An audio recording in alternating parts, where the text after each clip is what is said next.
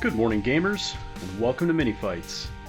I'm your host, Brian, and today I am hosting Kyle in a 17-threat game of deadly meteors mutate civilians and alien ship crashes in downtown.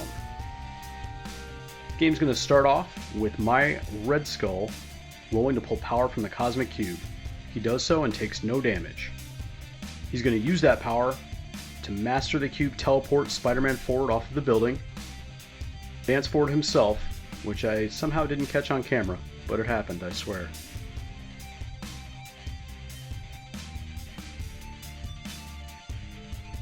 And back to Kyle's Avengers. His first action of the game, he's going to be activating dampers, double advancing aggressively forward to the center point, and capturing the center origin bomb. She does, however, take a point of damage in the process from the radiation. Back to my good guy Cabal. Black Widow is going to run forward twice and attempt to capture the origin bomb on that side. She does so by rolling one hit, because you have to roll more hits than there are enemies within range 1. Kyle's Captain America double advances as well. And he's going to attempt the same thing. Now he's going to have to roll 2 hits here, but because he has 4 energy defense, he rolls 4 dice and easily gets 2 hits. My Spider-Man hops up onto the Daily Bugle and feeds Danvers a knuckle sandwich. He deals 3 points of damage with the strike, and because of the Cabal rule, is going to gain 4 power. He's going to use some of that 4 power to throw Danvers off of the point behind him, and hopefully feed her to the rest of my list as this round progresses. He then captures the center bomb for the good guys and takes a point of damage. He then wraps up his activation by attempting to find the Kree core, but does not. Kyle advances his Iron Man forward, and he checks range to my Black Widow, forgetting that she has stealth and is not going to get hit by that. So he changes his plans and does a second advance, putting Iron Man onto the bomb and the Kree core on the right-hand side. He searches the rubble, and he finds the Kree core. Not to be outdone by his metal-clad nemesis, a man of actual metal flies forward again, up on top of the game store terrain, and captures the left side origin bomb for the Hydra good guys. This traitorous scum Zemo, hanging out with Captain America, uses Captain America's leadership to do a 1-cost charge into my Ultron. It's a strike attack that ends up dealing 1 point of damage, paying back the power he spent for the charge.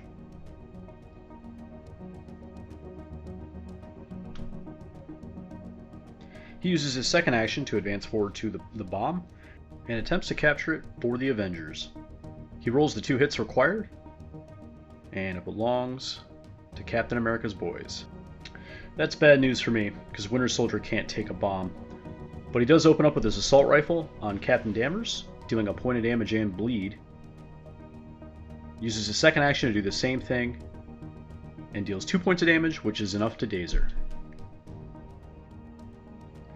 And Kyle's last model is his Shuri, and after some deliberation, he ends up just kind of double moving her to support Captain America and Iron Man on the right side with her upgrades and shooting and all the stuff she does. That's going to end the round, and Avengers are going to score 5. And good guy Cabal scores 0. I'm not feeling real great about it so far. I do have a little bit of a attritional leg up due to taking out Captain Marvel and not really taking any damage in return. But going down 5-0 never feels good, so I've got to score some VPs and deny him some VPs into round 2. Without hesitation, Ultron blasts Zemo with his energy, and Zemo, not ready for the attack, immediately succumbs, taking 5 damage and becoming dazed. Ultron then takes control of the bomb for the Cabal, advances off of the building, and he's attempting to check range here to see a throw at Danvers. He does line it up. He's going to end up right there. He's going to throw the Daily Bugle out from under my own Spider-Man right at Captain Marvel. Now Kyle's a smart dude. He realizes that this is a big throw and he would like to keep his Danvers alive. So he ends up bracing for impact, And this probably ends up saving her from taking about 2 to 4 damage. Feeling pretty vengeful after that, she activates Goes Binary, strikes Spider-Man, dealing 5 damage, enough to instantly daze him. She then rocket punches Red Skull, and this attack is way less effective somehow. Even with all the zillion dice from binary form and everything, not only does she only do 2 damage to Red Skull, but she doesn't stagger him. Now, my Black Widow activates, and she strikes Iron Man. It ends up dealing 2 points of damage to him, even with Invincible Iron Man. She then is going to use Mixed Technique on him. Cap decides to bodyguard that, and uses a couple Shuri rerolls to try to not take damage, because when you take damage from this attack, you gain the stagger condition. So he rerolls a couple dice, and unfortunately cannot get the 2 defenses he needs, so he takes 2 damage and is staggered. Cap immediately activates, shakes the stagger, spending 1 of his action points, and strikes Black Widow. Because of the martial artist rule, she manages to only take 1 point of damage from it. She then counterattacks for 0. Cap ends his activation by using Patch Up, spending 3 of his power to heal Iron Man to only having 1 damage total on him. And back to my activation, Cabal Red Skull is going to stand on the hood of the Subaru WRX and unleash the cube on Iron Man. Cap is out of power, so cannot bodyguard it. I end up dealing 2 points of damage after Invincible Iron Man. And arguably more importantly, I throw Iron Man forward towards my deployment zone.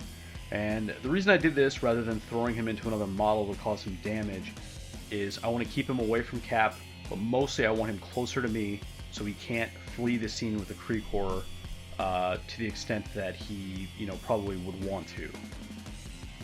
Iron Man says, "Haha, I'm in danger," and backs up. He then Friday AIs and Energy Blasts Black Widow. This is not the kind of attack Black Widow wants to take, and she is immediately dazed. That ends his activation, and it is back to me. Winter Soldier advances off the building and unleashes his Red Fury attack, which is basically him taking his giant metallic arm, punching Danvers right in the gut. He deals, I believe, 3 damage and pushes her away. And as part of the attack, gets to whip up his assault rifle and rip off a clip at her, but it deals no damage. That ends his activation. So the last activation of the round is going to be Shuri again. She Panther Gauntlets my Red Skull, who's up on top of the WRX. He rolls pretty well, and with cover takes no damage, but inevitably gets pushed because that always works with Shuri for reasons, and that's going to end the round. So here we are with a little bit of a top view of the action. Pretty bloody round overall. I did manage to at least get on the scoreboard. I control the bombs, which is going to give me 3. Kyle still has the Kree Corps on Iron Man, which gives him 2. And we are now going into round 3. Feeling a little better about things. I'm close to killing Danvers for real, like real actual dead. Spider-Man getting crushed in 1 hit wasn't great, but I kind of did the same thing to Zemo, so fair play there. Yeah, I worked on Iron Man a bit, but Kyle very adroitly used the patch-up card to kind of stop me from killing him in a couple activations. And here we are.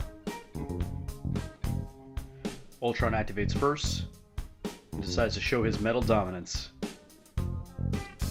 He does a Metallic Fury on Danvers, targeting her physical defense, which is the worst of her 2. So even with the binary buff, she ends up taking 2 damage and the bleed condition. He then throws a dumpster at her, which finishes her off, killing her and removing her from the game.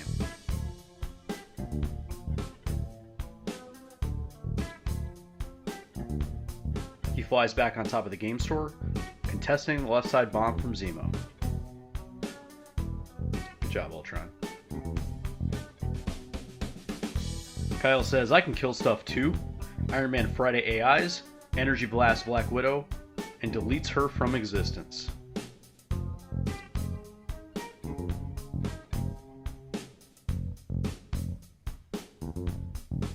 He then advances Iron Man backwards towards his deployment zone, holding the Kree core like a football under his arm, making a break for it. Red Skull knows that we have to catch him or this game is going to spiral out of control. He advances forward, but ends up just a little short of the bomb on the right, which is a real drag. He's pretty pissed off about this and just decides to punch Cap in his jaw in some sort of weird alternate reality situation where Red Skull does the punching. And yeah, I get 7 hits on a 5-die strike. So see you later, Cap. He then uses some of that power he gained to master the cube himself forward and to capture the bomb, but he does take a little damage from the radiation. On the left side of the battlefield, otherwise known as the Steel Zone, Ultron rolls some bad defense rolls and takes 2 damage from Zemo's strike. Zemo then does a Master Swordsman Steel Rush. Ultron's defense dice are again poor, and Zemo's attack dice are pretty sweet. And the robot is dazed. Zemo then takes control of the bomb on the left for the Avengers. And Winter Soldier advances to the center, rips off a burst of rounds at Shuri, dealing no damage, and ends his activation.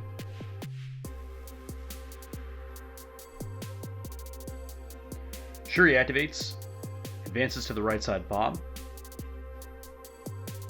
and attempts to capture it. She has to roll 2 hits on 3 dice. She does, and ends her activation without doing any more attacks. Alright, strap in for this one, boys. Spider-Man advances his long speed twice, traversing basically half the table from the center point all the way into this corner, chasing Iron Man. So he ends his 2 movements there, and he has enough power to use his web snare to throw a dumpster at Iron Man. This throw does enough damage to daze Iron Man, who drops the Kree core, and Spider-Man whips it out of the air with his webs and yanks it to him, and he's got it now. And continuing this amazing plan I've put together, Spider-Man and Red Skull team up to use Cosmic Invigoration. This deals a point of damage to Spider-Man as Red Skull pulls his life essence on to reactivate him. But what it ends up doing is it allows him to take the activation token off, and since he was the last activated model of the entire round, he gets to immediately reactivate, climbs up to the top of the tall building, and strikes Shuri. Now what I'm fishing for here is 3 damage. If I can do 3 damage to her, the plan is going to work perfectly. I unfortunately only do 2. That gives me 3 power, which does not give me enough power to throw her off the point and then attempt to capture it. Spider-Man attempts to capture the point with her on it anyway, cannot roll the required 2 hits, and that leaves Kyle in control of the bombs. So I end up scoring at the end of the round 2 BPs to put me to 5. Kyle scores 3 to go to 10, and we are now in round 4. If that strike, kind of Hail Mary had gotten me the power that I needed, that would have been a massive swing. Honestly, it's probably a little bit too much to ask for. But I was hoping, or just hoping to roll, the coin flip of rolling 2 hits on 3 dice, essentially. But that didn't quite work out either. So here we are. We are down 5 VPs going into round 4. It's definitely still winnable. I've got the Kree core. I feel like I control the left side and the middle pretty well. So we've got something going here, but we really have to execute well to finish this out and try to win this game. The round starts off with a setback to those plans. Iron Man fires a ricochet blast into Cap's shield. Cap deflects it up the building and into Spider-Man. And even with Spider Sense and cover and all that other stuff, a Friday AI'd ricochet blast nukes Spider-Man, of course. So he did, and he's going to drop the Kree core off the side of the building. Iron Man advances forward and picks it back up.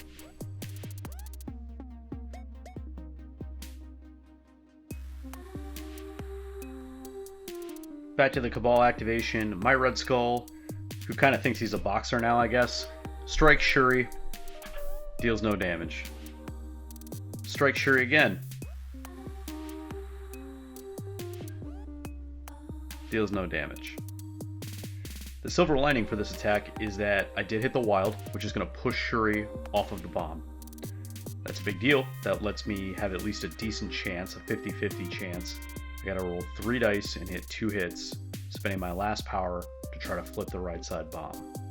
I am not successful, and that is Red Skull's activation.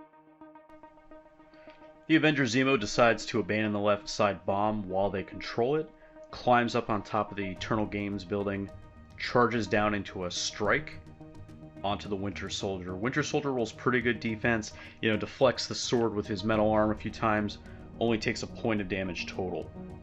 That point of damage fuels up Zemo to have enough power to attempt to flip the center bomb to Avenger's control, which would leave them having all 3 bombs. However, he does not roll the required 2 hits, and he does roll a skull, taking a point of damage. Ultron flips the left side bomb to the Cabal control.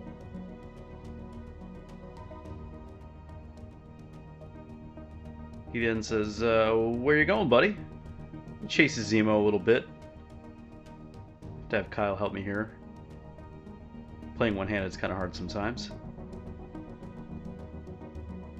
So Ultron gets on the center point and decides to Metallic Fury Zemo. This deals enough damage to take Zemo down to 1 stamina remaining. Feeds Ultron a little bit of power due to the Cabal leadership rule. That gives him just enough power to throw a Coke Machine at Zemo, which does kill him. That's going to be Ultron's activation. Extremely light-skinned Shuri activates, advances forward. Kyle does end up adjusting her a little bit so she's within range 1 of the right side bomb. Fires her Panther Gauntlets at also extremely light Winter Soldier, shoves him off the point, and ends her activation. Bucky activates, advances back to his position on the middle bomb, opens up with his assault rifle on Shuri, deals no damage, but applies the bleed condition to her. And Cap activates. Before he activates, though, Shuri is going to advance to R&D. A couple power out there, 1 onto Cap, 1 onto Ironman. Cap then spends 1 action point moving forward to get within range 4 of Winter Soldier. Throws his shield at him. Deals a point of damage, but does not trigger a ricochet to do any damage to Ultron or anything like that, and that is going to be the end of the round. Kyle is going to control the Kree Corps for another 2 points. I am going to control the bombs for 3 points. From the Cabal perspective, we still got our fingernails, on the cliffside here, hanging on. It's not over. We're down 4 points. We've got 2 full rounds left, rounds 5 and round 6. And I think we're just going to have to hope for a little bit better dice luck than we had in that particular round. We need a better activation out of Red Skull. He was a real bummer of that time around, especially after the amazing round 3 he had. Round 4 was really lackluster. So we'll see how it goes. We're still in it. Still going to fight. The round starts with Red Skull pulling power from the Cosmic Cube, which I did not catch on camera. Did not deal any damage to himself. He uses that power to unleash the cube on Shuri.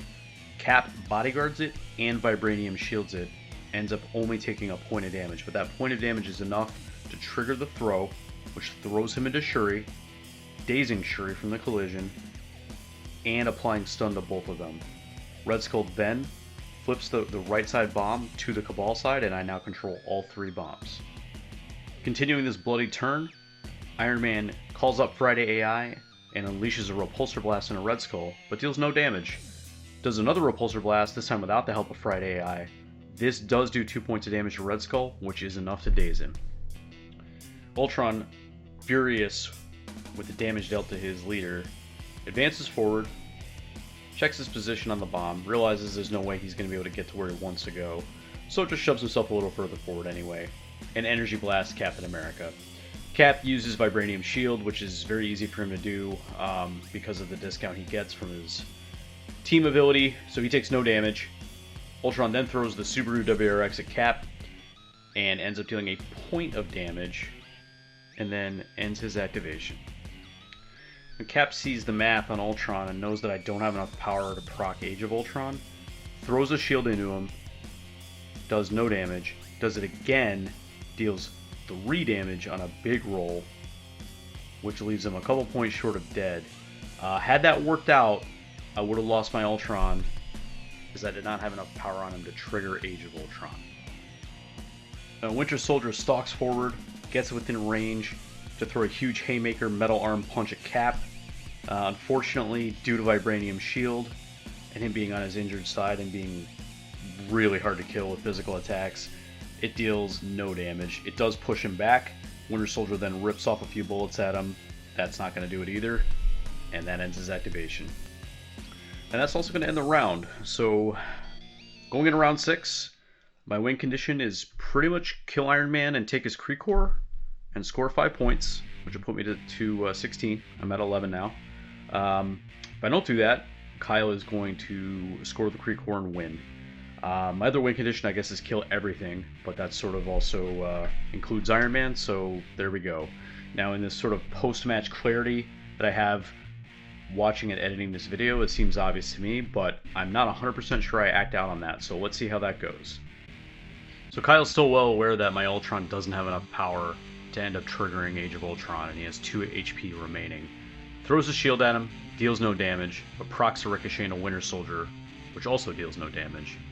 The second shield throw deals 1 point of damage to Ultron, leaving him on 1 stamina remaining, not quite sealing the deal. So speaking of that kind of post-match clarity, here during the game, I am apparently on the kill everything plan, not necessarily the kill Iron Man plan. So my Ultron activates because he has to activate or he's just going to die to the next attack. He needs to build some power and then he should be fine. So he Energy Blast Shuri deals none. Energy Blast her a second time deals 4, leaving her on 1 stamina remaining.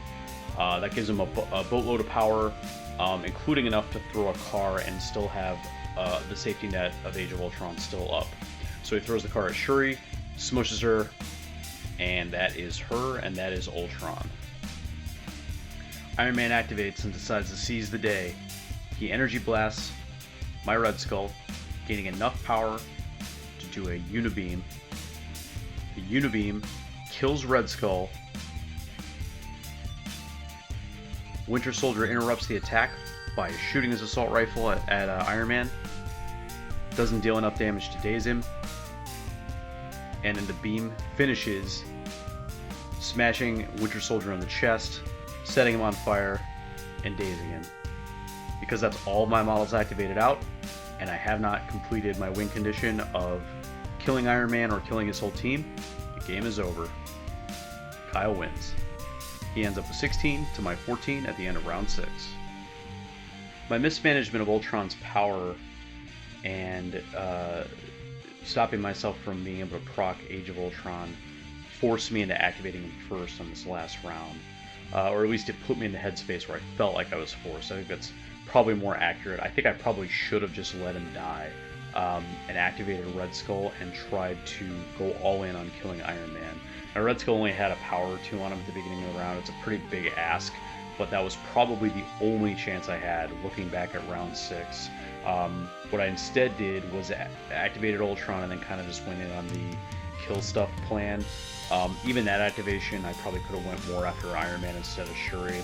So just a little discombobulated there in the last round, a little frazzled because I wanted Age of Ultron to work, but ultimately it didn't really matter if Kyle killed Ultron. Not as much as it felt it mattered, I think. And yeah, congrats to Kyle, man. He's relatively new, and he did a really good job in this game. Managing his power economy, using his tactics cards at the right times. Had some really nice clutch plays. Blowing Spider-Man off the roof with the Ricochet Blast was a really strong opener. To get the Kree Core right back on Iron Man ultimately.